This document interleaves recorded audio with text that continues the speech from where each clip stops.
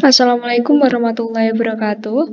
Saya Diana Dwi Sari dari kelas 2D D3 dengan nomor urut 6, nomor induk mahasiswa 19314100099. Di sini saya akan menjelaskan mengenai lembar kerja mahasiswa bab 3 praktikum pengendalian proses, modul penentuan fungsi hantar sistem pengendali dengan peralatan pengendali aras. Berikut ini diketahui data hasil pengamatannya.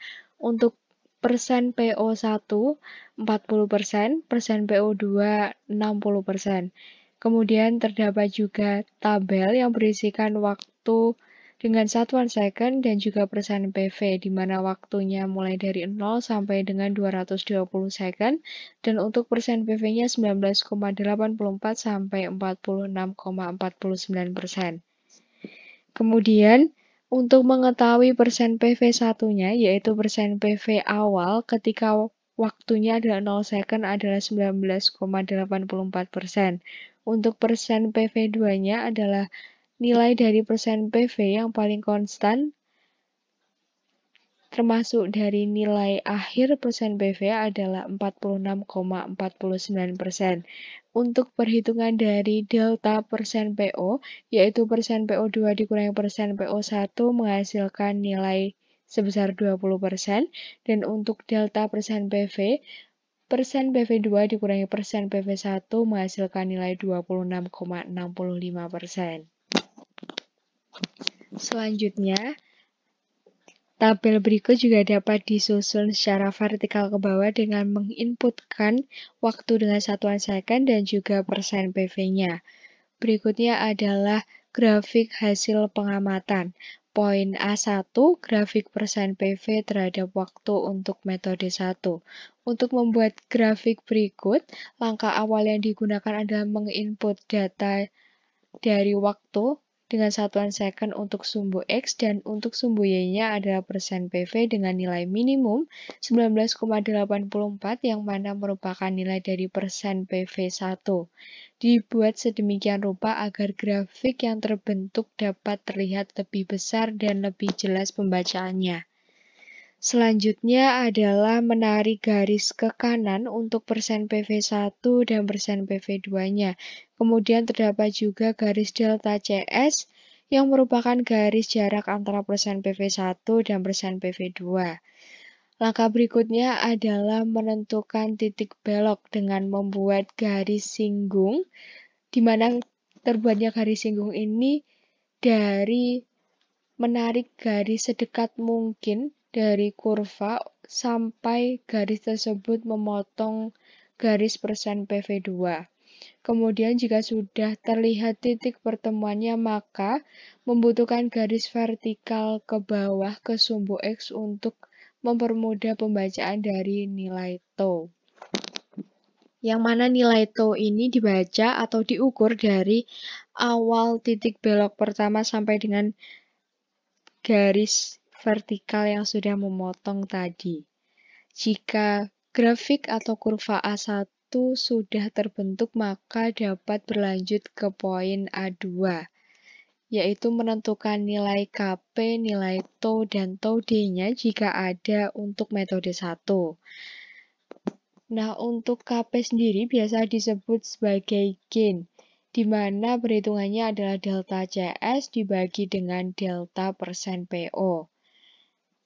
Yang mana delta CS ada persen PV2 dikurangi persen PV1, dan untuk delta persen PO-nya adalah persen PO2 dikurangi persen PO1. Nah, untuk mengetahui KP, perlu data dari delta CS diperoleh. Delta CS-nya adalah 26,65 dan delta persen PO-nya adalah 20, maka dapat dihitung KP-nya. 26,65 dibagi dengan 20 menghasilkan nilai KP 1,3325. Kemudian untuk nilai tau dapat dilihat pada grafik berikut. Diperkirakan pengukurannya menghasilkan nilai tau 135 dengan nilai tau D-nya tidak ada.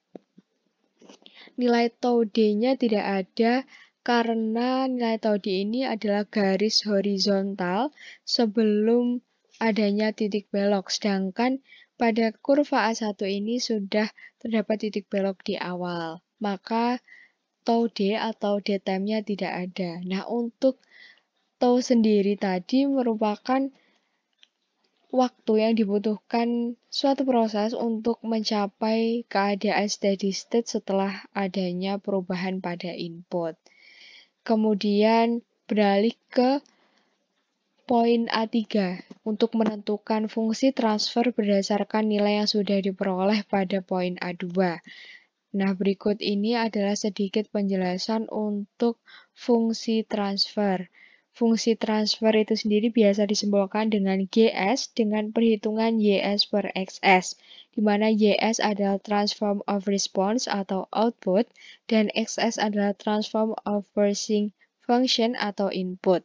Terdapat dua rumus, tanpa dead time dan dengan dead time. Jika tanpa dead time, maka GS-nya adalah K per tau S plus 1, dan jika dengan dead time, maka GS-nya adalah K dikali dengan epsilon pangkat min theta S per tau S plus 1. Nah, berikut ini adalah perhitungan untuk GS di poin A3, maka perhitungannya adalah 1,3325 dibagi dengan tau-nya 135 ditambah 1, menghasilkan nilai GS sebesar 0,00979778.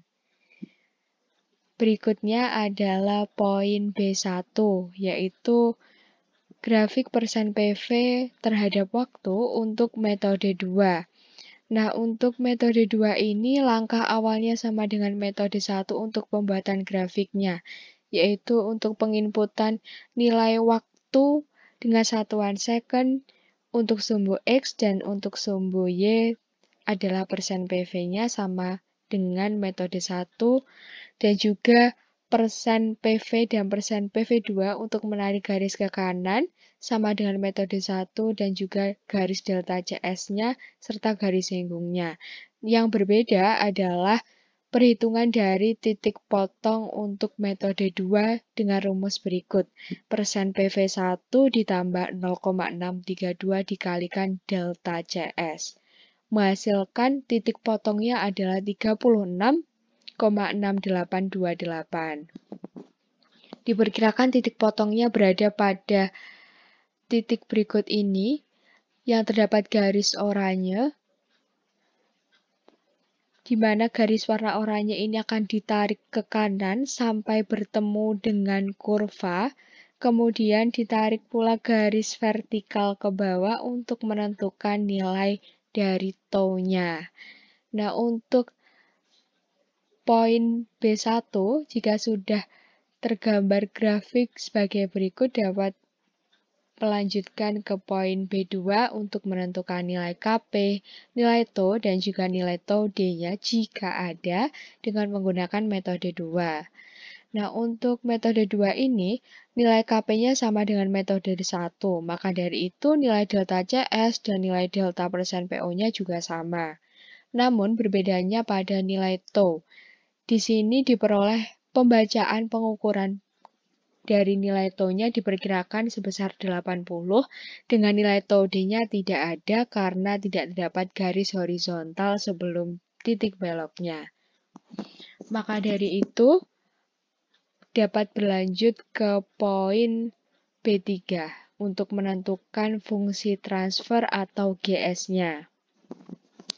Dengan cara KP plus tau S plus 1, di mana 1,3325 dibagi dengan tau-nya 80 ditambah 1, menghasilkan nilai GS sebesar 0,0164506. Berikutnya adalah poin C1, grafik persen PV terhadap waktu untuk metode 3. Nah, untuk metode 3 ini, penginputan nilai pada sumbu X dan sumbu Y-nya sama dengan metode 1 dan metode 2. Selain itu, penarikan garis ke kanan untuk persen PV1, persen PV2, dan juga penarikan garis untuk garis jarak atau delta CS antara persen PV2 dan PV1 juga sama dengan metode 1 dan metode 2. Hanya saja pada metode 3 ini terdapat perbedaan, yaitu perhitungan T1 dan T2. Nah, pada metode 3 ini, perhitungan T1-nya persen PV1 ditambah dengan 0,283 dikalikan delta CS, dan untuk T2-nya persen PV1 ditambah 0,632 dikalikan delta CS, menghasilkan nilai T1-nya sebesar 27,382 dan nilai T2-nya sebesar 36,6828. Nah, untuk T1-nya disimbolkan dengan garis berwarna ungu dan untuk T2-nya garis berwarna kuning. Nah, untuk T1-nya ini diperkirakan posisinya berada pada titik ini dan untuk T2-nya berada pada titik ini yang terdapat kursor pada sumbu Y-nya ini. Selanjutnya, jika sudah tergambar grafik sebagai berikut untuk poin C1, maka dapat berlanjut ke poin C2 untuk menentukan nilai Kp-nya, nilai tau, dan nilai tau D-nya jika ada dengan menggunakan metode 3. Nah, untuk metode 3 ini, nilai Kp sama dengan metode 1 dan metode 2, maka nilai delta CS dan delta persen PO-nya juga sama. Namun, terdapat perbedaan pada perhitungan tau dan tau D-nya, di mana tau dihitung dengan rumus 3/2 dikali dengan T2 dikurangi T1, maka 3/2 dikali 36,6828 dikurangi 27,382 menghasilkan nilai tau-nya 13,951275. Kemudian untuk perhitungan tau D, untuk metode 3, yaitu dengan cara T2 dikurangi dengan nilai tau, maka diperoleh hasil 22,731525. Selanjutnya, poin terakhir yaitu C3 untuk menentukan fungsi transfer berdasarkan nilai yang diperoleh pada poin C2. Nilai GS di sini dengan rumus yang sama, Kp per tau S plus 1, maka 1,3325 dibagi dengan nilai tau-nya 13,951275 ditambah 1 menghasilkan nilai GS-nya 0,08912228. Nah, untuk pengerjaan ini dapat disimpulkan bahwa nilai Kp dari masing-masing metode adalah sama. Maka nilai dari delta CS dan delta persen PO-nya juga sama. Namun, dari ketiga metode nilai tau berbeda sehingga nilai dari fungsi transfer atau GS-nya berbeda pula. Sekian dari saya. Mohon maaf apabila ada salah-salah kata. Terima kasih. Wassalamualaikum warahmatullahi wabarakatuh.